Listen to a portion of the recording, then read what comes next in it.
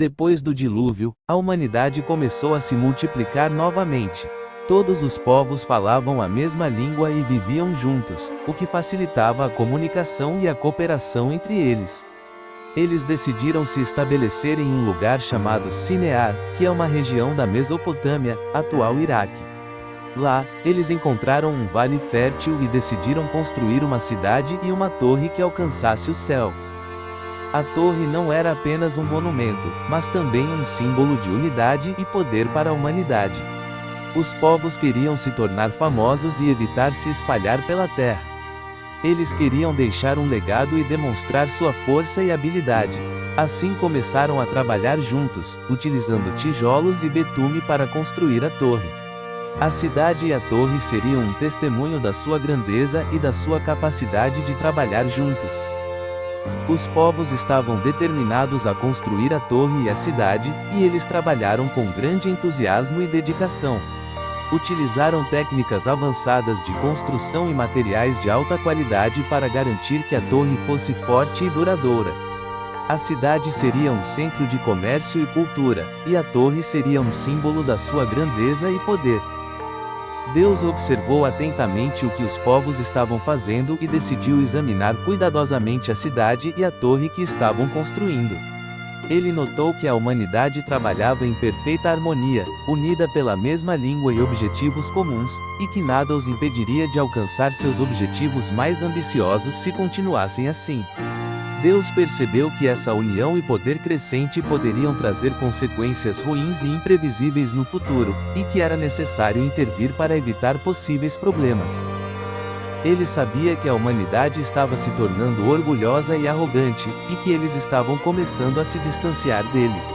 Então, Deus decidiu intervir e confundiu a linguagem das pessoas, fazendo com que cada grupo falasse uma língua diferente, tornando impossível para eles se entenderem mutuamente.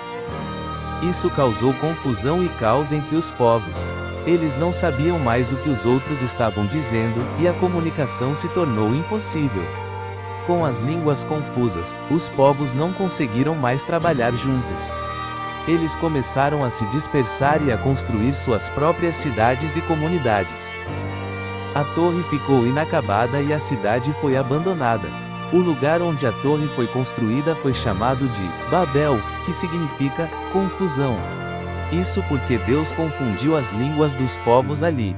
A história da Torre de Babel explica como as diferentes línguas do mundo surgiram. Ela também mostra como Deus interfere na história humana e como a humanidade é capaz de se unir ou se dividir. Essa história destaca a importância da comunicação e da cooperação entre os povos. Ela mostra que, quando as pessoas trabalham juntas e se comunicam eficazmente, podem alcançar grandes coisas. No entanto, quando a comunicação falha, a cooperação se torna impossível e os objetivos comuns não podem ser alcançados. A história da torre é um lembrete de que a unidade e a cooperação são fundamentais para o sucesso de qualquer empreendimento humano. Além disso, a história da Torre de Babel também nos faz refletir sobre a natureza humana e a nossa tendência a nos unir ou nos dividir.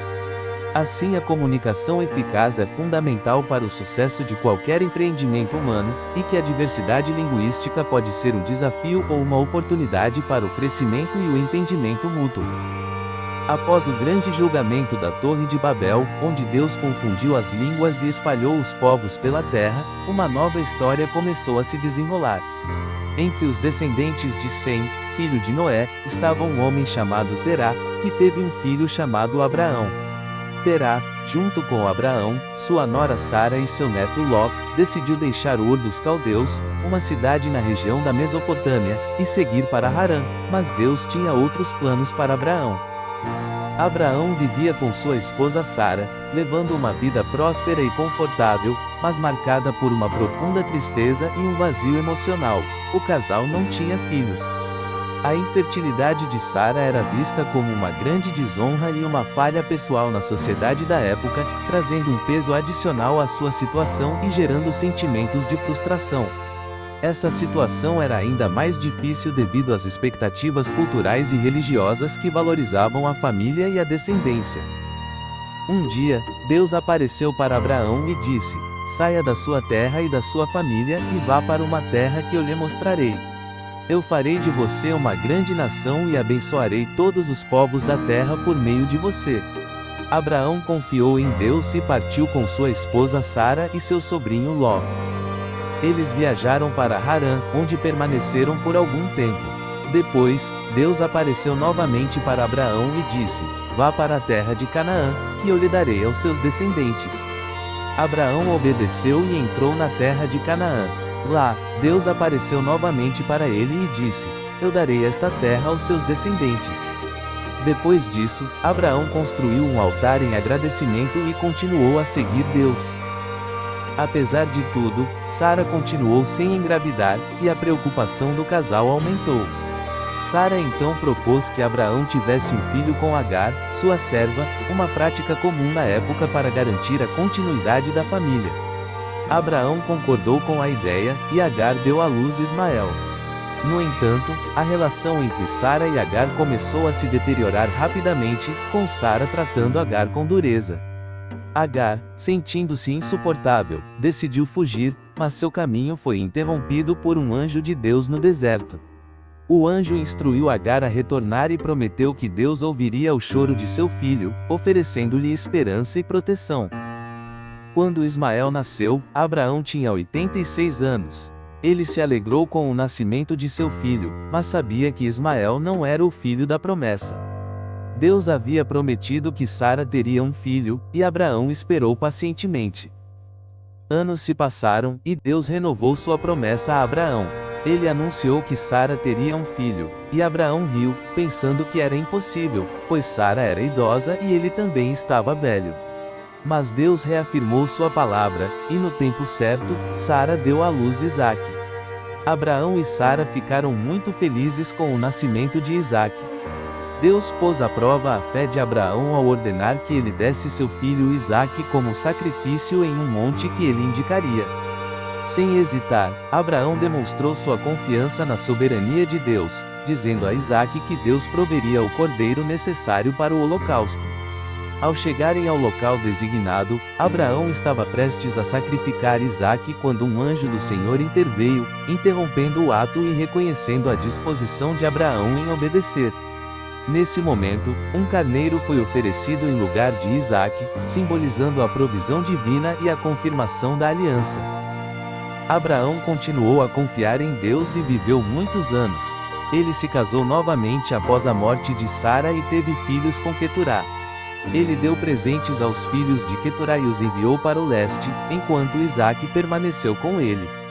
Quando Abraão morreu, Isaque e Ismael o enterraram na caverna de Mequipela, ao lado de Sara.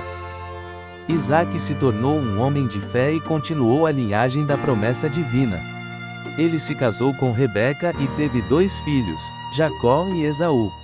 A história de Isaque é um exemplo de fé e obediência, mostrando como Deus cumpre suas promessas, mesmo quando parece impossível. A história de Abraão é um exemplo de fé e obediência a Deus. Ele mostrou que, mesmo quando as coisas parecem impossíveis, Deus pode fazer algo incrível. Abraão confiou em Deus em todas as circunstâncias, e Deus o abençoou ricamente. Sua fé foi recompensada, e ele se tornou o pai de muitas nações. A história de Abraão é um testemunho da fidelidade de Deus e da importância de confiar nele. Além disso, Abraão também foi um homem de grande hospitalidade e generosidade. Ele recebeu anjos em sua casa sem saber que eram mensageiros de Deus, e Deus o abençoou por sua bondade. Abraão também foi um líder sábio e justo, que resolveu conflitos de maneira pacífica e respeitosa. A vida de Abraão é um exemplo para todos nós, mostrando que a fé e a obediência a Deus são fundamentais para viver uma vida plena e significativa. Ele nos ensina a confiar em Deus, mesmo quando as coisas parecem impossíveis, e a seguir seus planos e propósitos para nossas vidas. Curta, inscreva-se no canal e ative o sininho das notificações para os próximos vídeos. Até logo e nos vemos no próximo episódio da nossa série. Fique com Deus e que a paz do Senhor o ilumine.